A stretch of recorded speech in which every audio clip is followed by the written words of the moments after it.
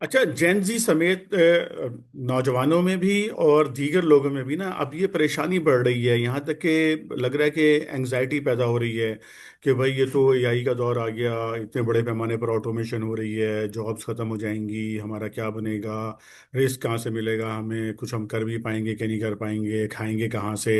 ये परेशानी रियली अगर आप इस वक्त गौर करें नौजवानों के अंदर तो बड़े पैमाने पर ये चीज़ जो है ना पैदा हो रही है।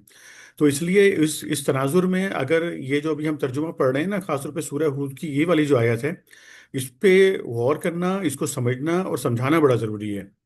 यानी अभी मैं जहाँ पर ये मेरा कर्सर है इसको देखें, अल्लाह ताला फरमा रहे हैं कि ज़मीन में चलने वाला कोई जानदार ऐसा नहीं है जिसका रिस्क अल्लाह के ज़िम्मे ना हो और जिसके मुतालिक वो ना जानता हो कि कहाँ वो रहता है और कहाँ वो सौंपा जाता है। सब कुछ एक साफ दफ्तर में दर्ज है। यानी अल्लाह ताला को ये भी मालूम है कि अगर किसी पत्थर के अंदर कोई कीड़ा है ना तो वो कहाँ रहता है, और अल्लाह ताला ने उसका भी रिस्क पैदा किया है। तो ये कैसे हो सकता है कि अल्लाह ताला इंसान दुनिया के अंदर पैदा कर रहा है, बच्चे यहाँ पर पैदा हो रहे हैं रोज़ाना, तो और अल्लाह ताला उनका रिस्क पैदा ना करे। अल्लाह ताला जिसको पैदा करता है उसका रिस्क भी पैदा करता है। अलबत्ता ये बात भी समझने की है, मैंने ये सफ़ा क्यों चूज़ किया है अभी ये नुक्ता पर बात करने के लिए, कि आप ऊपर वाली इस आयत को भी देखें जहाँ पर अल्लाह रब्बे करीम फरमा रहे हैं कि हर साहिब फजल को उसका फजल अता करेगा। साहिब फजल का मतलब ये है कि अपनी कैरेक्टर बिल्डिंग करना। यानी कि जो बंदा भी अपनी कैरेक्टर बिल्डिंग करेगा, अपने कैरेक्टर को अच्छे से अच्छा बनाता चला जाएगा ना, तो अल्लाह ताला जब इंसान अपना कैरेक्टर अच्छा से अच्छा बनाता है, कैरेक्टर बिल्डिंग करता है, तो अल्लाह ताला उसको तरक्की देते हैं उसके अंदर। अल्लाह ताला की मदद जो है ना बंदे के साथ शामिल हाल हो जाती है।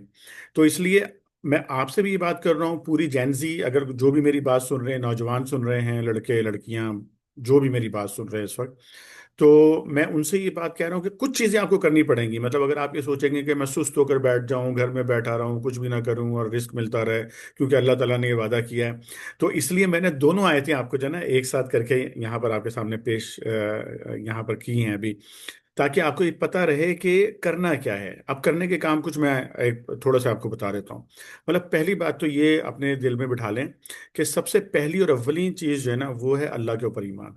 अल्लाह के ऊपर आपका ईमान बड़ा कामिल, बड़ा मजबूत, ज़बरदस्त ईमान होना चाहिए कि मेरे अल्लाह ने मुझे इस दुनिया में पैदा किया है तो मेरा रिस्क भी पैदा किया और देगा रिस्क आपको इंशाल्लाह।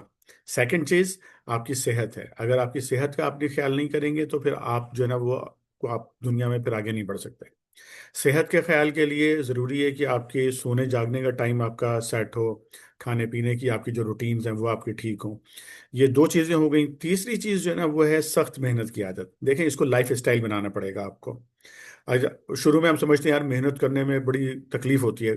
जब आप इसको अपना लाइफ स्टाइल बना लेते हैं ना मेहनत करने को, फिर वो तकलीफ नहीं रहती, आपका लाइफ स्टाइल ही बन जाता है। एक अगली चीज जो मैं आपसे कहूंगा वो ये कि कंटिन्यूस लर्निंग। अब जो जमाना है इसमें आगे वो लोग बढ़ेंगे जो कंटिन्यूसली लर्न करते रहेंगे, नई नई चीजें सीखते रहेंगे, पढ़ते रहेंगे, इल्म हासिल करते रहेंगे। एंड द लास्ट थिंग कि आप अपनी कोई ना कोई स्किल डेवलप करें।